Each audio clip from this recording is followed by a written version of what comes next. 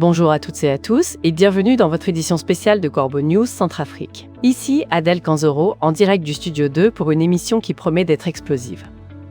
Aujourd'hui, on va décortiquer une question qui brûle les lèvres et secoue les fondations de la République centrafricaine. Comment le dictateur Faustin-Archange Touadéra a-t-il, selon les allégations, vendu notre pays à Wagner ? Pour démêler cet écheveau complexe, je suis accompagnée de notre fin lignée, le brillant Arsène Feïmo-Nazoui. Bonjour Arsène. Bonjour Adèle et bonjour à nos auditeurs. C'est un sujet qui me tient particulièrement à cœur et l'affaire est d'une telle gravité qu'elle mérite toute notre attention.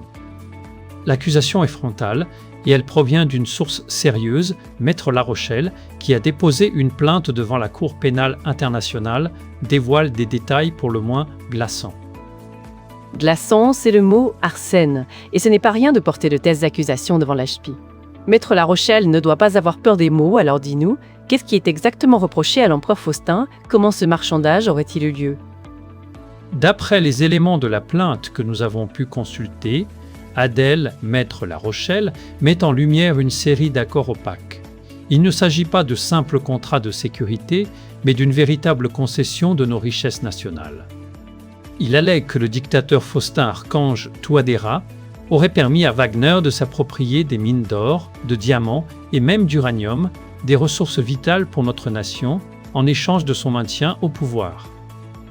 Des mines d'or, de diamants, d'uranium, c'est une manne économique colossale qui échappe ainsi à la population. Et le peuple centrafricain dans tout ça ? Qu'est-ce qu'il en retire ? Rien, j'imagine, si ce n'est une présence étrangère armée et des promesses jamais tenues. C'est précisément le cœur du problème, Adèle. La plainte souligne que ces accords se seraient faits dans la plus grande clandestinité, en contournant toutes les procédures légales et les organes de contrôle. Le Parlement, le peuple, personne n'aurait été consulté. Le dictateur Faustin aurait agi seul ou avec un cercle très restreint de fidèles pour accorder des privilèges exorbitants à cette milice étrangère.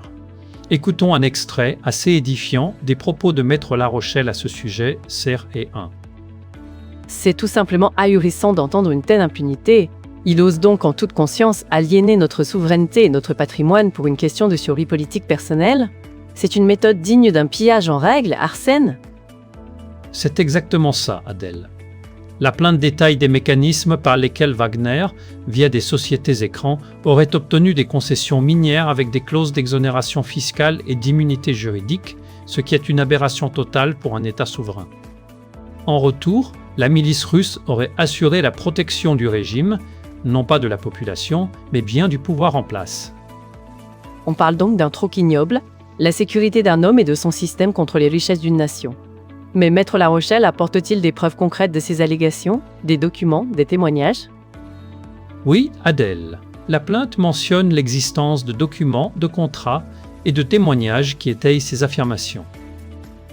L'objectif est de démontrer que le dictateur Faustin-Archange Touadéra aurait sciemment et délibérément mis en péril l'intégrité territoriale et économique de la Centrafrique au profit d'intérêts étrangers et personnels. C'est une affaire de trahison à grande échelle si les faits sont avérés et la CEPI est saisie pour l'établir. C'est une affaire qui, si elle aboutit, pourrait avoir des répercussions immenses pour l'empereur Faustin et pour l'avenir de la Centrafrique. Arsène, merci pour ces éclaircissements percutants. Merci à toi, Adèle. C'est un devoir d'informer nos concitoyens sur ce qui se joue dans les coulisses du pouvoir.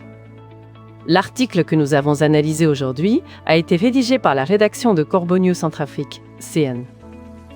Pour toutes vos informations, vos signalements et vos contributions, n'oubliez pas nos contacts.